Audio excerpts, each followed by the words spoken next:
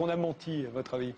Écoutez, je pense que chaque guerre est précédée de grands médias mensonges. Et il faut, je pense, qui dans cette salle peut prétendre savoir tout ce qui se passe maintenant en Libye et avoir les preuves de tout ce qu'on nous a avancé? Je pense qu'une première chose qui est prudente, c'est de se remémorer que chaque guerre est précédée d'un grand média mensonge. Quand les États-Unis ont attaqué le Vietnam, ils ont dit que c'est parce que 2 navires vietnamiens avaient attaqué leur flotte. Après, ils ont reconnu que c'était faux. Quand on a attaqué l'Irak, on a dit que c'est parce qu'il avait des armes de destruction massive, qu'il était complice d'Al-Qaïda ou toutes sortes de choses qui se sont avérées fausses. Quand on a attaqué la Yougoslavie, on a dit que c'est parce qu'il y avait un génocide au Kosovo. Un an après, j'ai eu un débat avec le secrétaire général, le porte-parole de l'OTAN. Il a dit ah non, on n'a pas dit ça, c'était faux. L'Afghanistan, on nous a dit que c'est parce qu'ils étaient responsables du 11 septembre. À chaque guerre, il y a un média mensonge. Après, on sait que c'est faux, mais le mal est fait.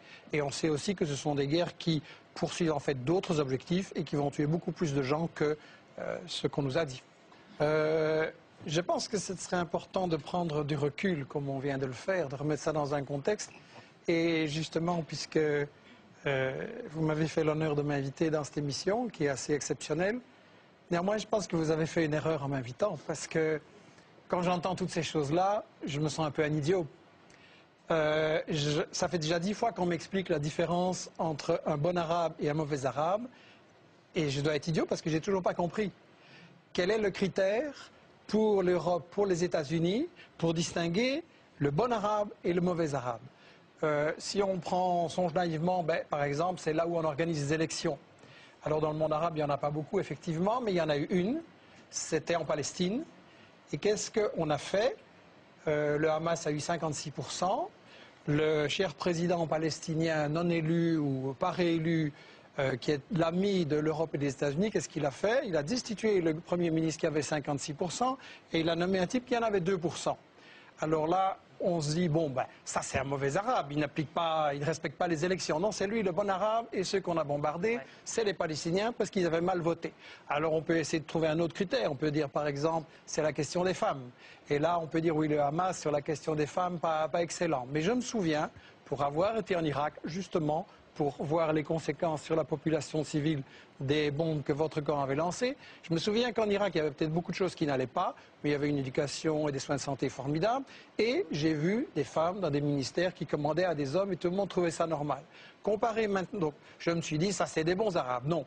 Les Irakiens, vous vous souvenez, Madeleine Albright disait, est-ce que ça vaut la peine que 500 000 enfants irakiens soient morts à cause du blocus et de l'embargo appliqué par les gens que vous admirez, les États-Unis, la France, etc. Elle a répondu oui. Donc les Irakiens qui avaient émancipé la femme, ce n'étaient pas les bons Arabes. Les bons Arabes, c'est par exemple l'Arabie Saoudite, où il est interdit à une femme d'aller, de faire des études, de voyager, d'aller à l'hôpital sans son mari, etc. Eh bien, je voudrais, mais je ne vais pas vous interrompre, mais je voudrais continuer ce point pour montrer qu'on est complètement dans l'hypocrisie et dans le deux poids et deux mesures. Si vous prenez un autre critère, par exemple le terrorisme, en principe, un bon arabe, ça va être quelqu'un qui ne fait pas d'attentat.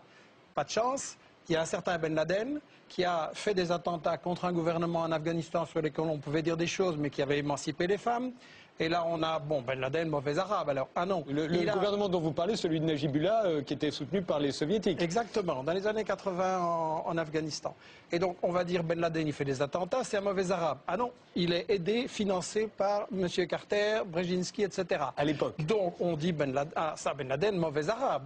Bon arabe, puisqu'il fait des attentats financés par les États-Unis. Malheureusement, après, il fait les mêmes attentats contre les États-Unis. Et donc, le bon arabe devient un mauvais arabe. Si on prend maintenant la question actuelle, la question de la violence et de la répression, on nous dit Kadhafi a tiré sur les civils, on attend les preuves, on nous dit il y a 6 000 morts, puis c'est 2 000, puis c'est 200, puis etc. Je pense qu'il est impossible dans ce genre de situation. Les gens qui disent qu'ils ont un chiffre précis, c'est pour moi des charlatans. Mais de toute façon, il y a toute une série de satellites qui ont indiqué que ce n'était pas prouvé. Je pense on ne les que voit pas à la télévision, ça c'est sûr. Voilà, et on n'a pas ces choses, donc on le répète, on passe en boucle. Il faut se souvenir qu'il y a eu des médias mensonges avant. Il faut quand même se souvenir qu'avec Google maintenant, si je veux voir dans votre jardin la couleur de vos chaussures, je peux. Et les États-Unis ne seraient pas capables de nous montrer les massacres de 6000 personnes qui ont eu lieu. Michel Colomb, vous savez bien que quand vous regardez sur Google dans mon jardin, c'est il y a 6 mois que vous voyez mon jardin. Non, c'est il y a 1 heure. Non, ça a changé alors. Parce que ça a changé. j'ai regardé récemment mon jardin, c'était il y a 6 mois. Juste un point pour conclure ce raisonnement par rapport justement à ça.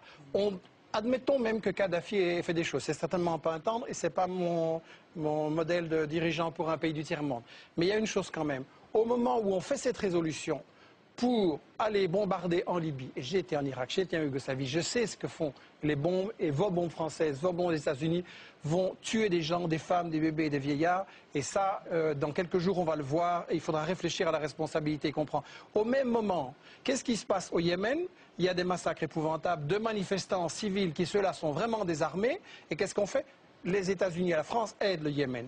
Il se passe au Bahreïn des choses épouvantables où on tire directement sur des manifestants désarmés. Et qu'est-ce qui se passe? Ce sont les États-Unis qui l'ont organisé en envoyant 2000 Saoudiens pour aller tirer sur les manifestants désarmés. Alors je m'excuse, si on veut changer de régime, si on veut mettre fin à certaines dictatures, eh bien je peux fournir à M. Sarkozy et à Obama l'adresse où se trouve le roi Fahd, et ils n'ont qu'à commencer par celui-là. Seulement, évidemment, celui-là, c'est leur ami, il leur dit merci. Et le bon arabe, finalement, dans toute cette définition, c'est l'arabe qui est à genoux, qui donne son pétrole aux États-Unis. Et celui-là, il pourra traiter les femmes en esclaves, commettre des tortures, du terrorisme. Celui-là, on ne lui fera rien, parce qu'il dira toujours merci aux États-Unis et à M. Sarkozy.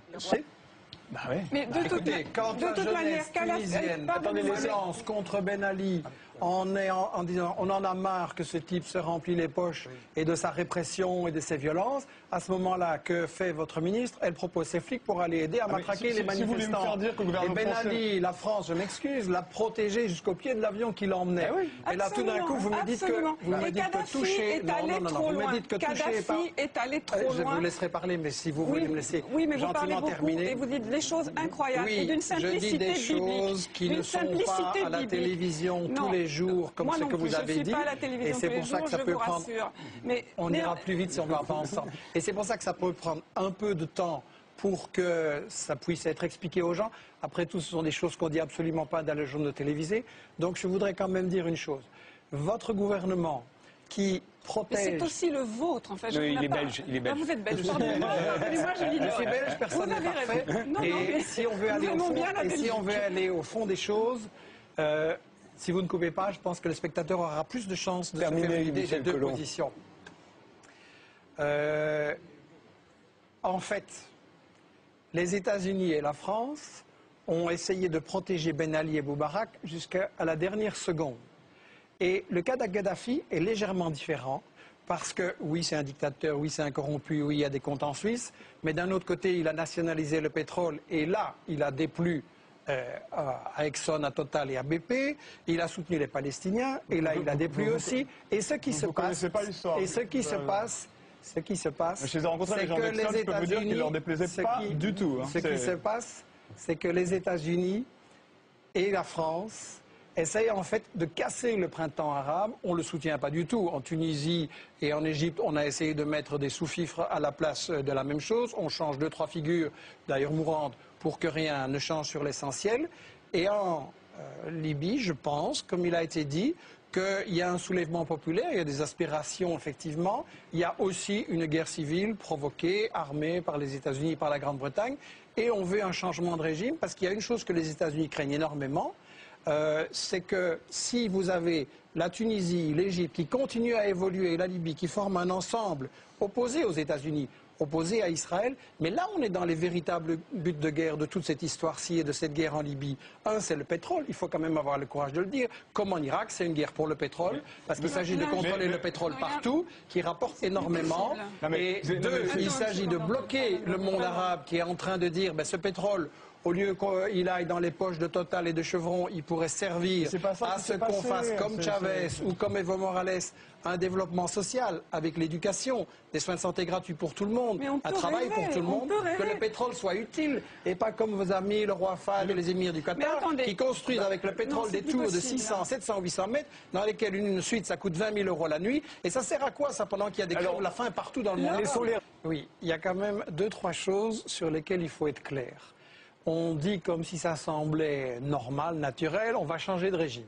C'est illégal au regard du droit international. On a le droit d'intervenir pour défendre un pays victime d'une agression. Pas pour, dans le cas d'une insurrection armée, dire qu'on soutient tel camp à la place de tel autre. Si on commence à autoriser n'importe quel pays à intervenir sur ce genre de choses, mais demain la Russie va dire ce qui se passe au Bahreïn c'est dégoûtant, moi j'interviens et je change de régime au Bahreïn. Et la Chine va dire l'Arabie Saoudite ça ne me plaît pas. Les Iraniens en tout cas. Voilà. Mais je prends des hypothèses théoriques pour qu'on se rende compte que c'est ridicule. Deuxièmement, je voudrais dire ceci, il y a quand même une prétention des maîtres du monde européens et des États-Unis à dire c'est nous qui savons ce qui doit se passer là et là. Moi je suis tout à fait d'accord avec ce que Ronnie Broman a dit au point de départ. Un peuple qui veut se libérer et changer ses dirigeants, il en a le droit. Vous n'avez pas le droit à sa place. S'il y a vraiment une révolte populaire et une unité populaire, il renversera même des gens qui paraissaient indétrônables comme Ben Ali et comme Moubarak. Et par rapport à cette prétention qui m'agace terriblement de l'Européen, je voudrais dire cette chose-ci. On parle de la communauté internationale. Ça c'est un gros média mensonge. Parce que non seulement la Chine, la Russie, l'Allemagne ont voté contre, mais quand vous regardez l'Amérique... Pardon, la Chine s'est abstenue. Mais quand vous regardez l'Amérique latine, qu'est-ce qu'elle a fait? Elle a dit on soutient la proposition de médiation de Chavez. Je rappelle que si vraiment le but qu'on avait c'était d'empêcher des massacres de gens ou d'empêcher qu'on se batte, Chavez avait fait une proposition de médiation soutenue par la Ligue arabe et par l'Union africaine et on l'a refusée. Pourquoi? Et il se passe la même chose à chaque guerre. Contre l'Irak, contre la Yougoslavie, contre l'Afghanistan, il y avait chaque fois des propositions négociées et c'est l'Europe et les États-Unis qui les refusent. Donc c'est qu'il y a des buts cachés. Et effectivement, on essaye de renverser Kadhafi et on voulait protéger Ben Ali et Moubarak parce qu'il s'agit de garder le contrôle sur le monde arabe, sur le pétrole et de garder la place d'Israël dont on ne parle absolument pas. Plus loin, c'est que toute l'expérience historique, alors il y aurait vraiment une sorte de miracle, une épiphanie démocratique qui nous tomberait dessus. À chaque fois qu'il y a eu des interventions pour la démocratie, ce qui a été semé, c'est le nationalisme et la haine. Depuis Napoléon, nous devrions savoir ça. Nous avons 2 siècles de recul derrière nous. Nous n'avons pas un seul exemple, je dis bien pas un seul exemple, qui puisse démontrer le contraire. Pourquoi est-ce que d'un seul coup, l'histoire inverserait son cours, les mécanismes seraient mis cul par-dessus tête et la démocratie jaillirait des cratères de bombes? Je pense que les gens qui nous regardent et qui essayent de se dire qu'est-ce qu'il faut faire, est-ce qu'il faut intervenir par rapport à ces situations, peuvent se dire 2 choses. La première, c'est que chaque guerre précédente nous a été vendue avec ce qui s'est avéré par après, un média mensonge, comme vient de le dire Ronnie Broman. Donc, est-ce que les médias qui nous ont menti sur le Vietnam, sur l'Irak, sur la Yougoslavie, sur l'Afghanistan et sur toute une série d'autres encore, chaque fois qu'il y a une guerre, est-ce que cette fois-ci, par quel miracle, ils diraient la vérité? La deuxième chose, c'est que vous êtes, je trouve, un peu léger en disant il faut bombarder. Pour avoir été en Irak et en Yougoslavie, je vois les conséquences, je vois ce que ça veut dire comme souffrance pour des populations. Je pense que les Français et les Européens doivent se poser la question, est-ce que j'accepte qu'on bombarde en mon nom ces populations? Et est-ce que dans tous les pays où l'Europe et les États-Unis ont bombardé, est-ce que ça va mieux maintenant? En Irak, il y avait dans les années 80, il y avait dans les... Je ne vous ai pas interrompu. Repartez pas parce que j'ai terminé vite. Oui, très vite. Si on ne m'interrompt pas, ça ira très vite. En Irak, le pays avait été libéré de l'analphabétisme dans les années 80. Maintenant, vous avez 40% d'enfants qui ne vont plus à l'école et vous avez un Irakien sur 6 qui est analphabète. En Afghanistan, le trafic de drogue a explosé. Au Kosovo, c'est devenu la plaque tournante du trafic de drogue, du trafic de femmes vers l'Europe, etc. C'est pire parce que les États-Unis et l'Europe ne sont pas la solution à ces problèmes, ils sont généralement la cause, ils sont le problème eux-mêmes.